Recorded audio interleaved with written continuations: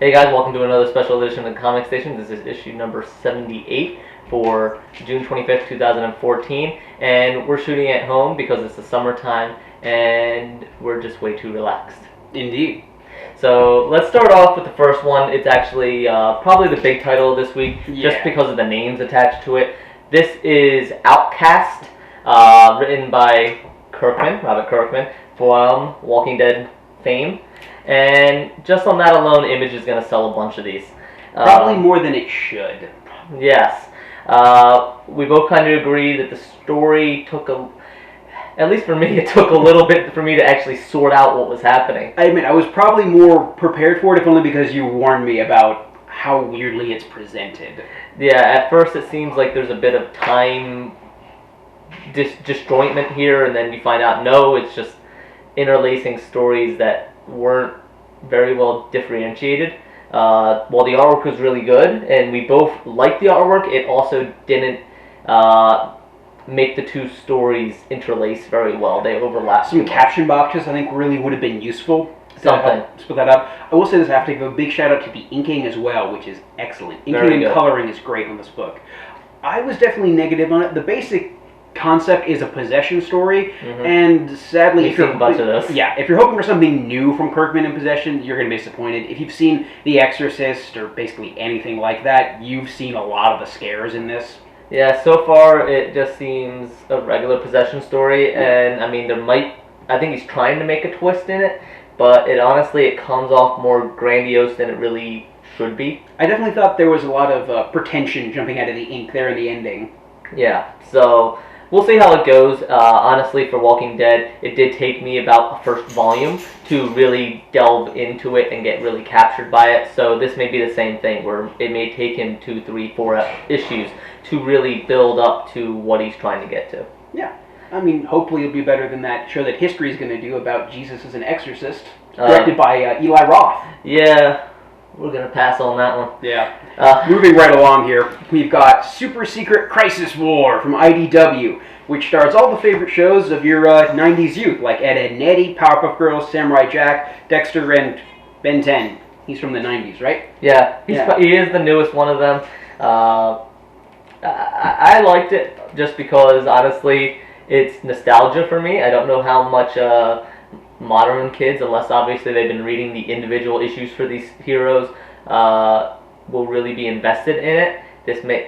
It's going to be a hard sell for a new reader. Yeah, like if it's a younger kid, if you have a younger kid who isn't really interested in Dexter's Lab or Samurai Jack or any of these characters before now, I wouldn't introduce them to it with this. I just show them the show.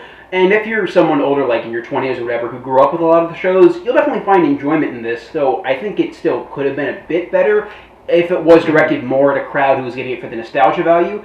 It's written as a kid's comic, so bear that in mind going into it. It's not as well stable or well written as some of the better episodes of Powerpuff Girls or Dexter's Lab, or basically anything from Samurai Jack in that respect. And you can't really give it an excuse that the comic books and movies, they can't be the same quality, because we've seen in other comic books that they can.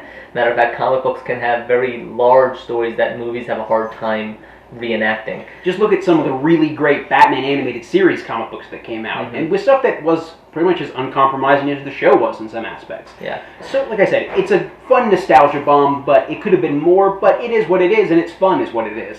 Yeah, I liked it, I enjoyed it. I do think they missed a opportunity, though, with the artwork. While it was very solid, it was very good. I thought that they could have made each of the different heroes, there's kind of like an Infinite Crisis kind of thing going on. Yeah, and Crisis on multiple cartoons. And they could have made it a little bit more, each world having its own art style. I think they missed an opportunity there, but maybe I'm just a dork like that. Moving right along, we've got the Goon one-shot, One for the Road by Dark Horse. This really could have just been a Sunday comic. Yeah, I don't get it. Neither of us are really invested in the Goon, but we wanted to check out the one-shot because, sometimes one-shots are a great jumping on point. True enough. And while it did have some entertaining moments, it really did seem like an elongated Sunday comic where it just went from one gag to the next. It dragged a bit. I can definitely say after reading it, I didn't really feel the compulsion to read more Goon afterwards, so take that where you will. Yeah, if you like the Goon, go ahead and read it. Yeah.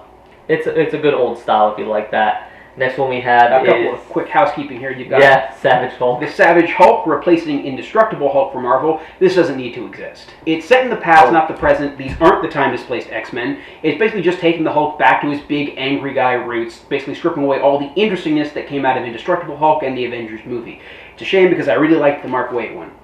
Ouch. Then you've got the Mighty Titan #1 from Red Anvil, which is a completely disposable Superman riff, with a little bit of Captain Marvel, but not in an interesting kind of way.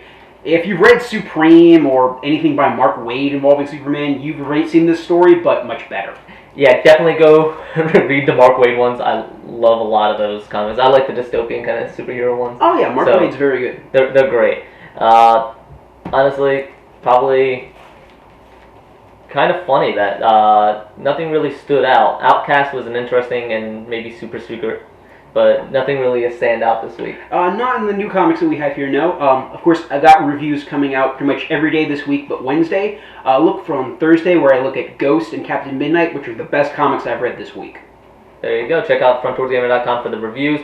See a little bit more comics there. And we did go to Philadelphia Comic Con, so yep. I'm working on some video editing right now. We have some interviews with a new independent comic that's going to be coming out. It is out from Kickstarter. And I'm going to be looking at some comics that we got from there. Adam 12 from a local Philadelphia guy, along with Last West. The Last West is the interview I have. Yep. So that'll be coming out. That's a local Philadelphia comic book that was kickstarted. Volume 1 is out. Volume 2 is going to be kickstarted. And I have some stuff from Big Dog Inc. to look at as well. I love the guys at Big Dog Inc. We also talked to Zenescope. So about issue 100, big stuff coming. Issue number 100. A few, the next event going to be happening after that. Yep. And a good jumping on point for Zenescope. People that maybe have been interested in Zenescope that been intimidated by the 100 issues. Yeah. So, always great to see Big Dog Inc. and Zenescope. They're great people that we look forward to every year, and of course we love all the independent comics.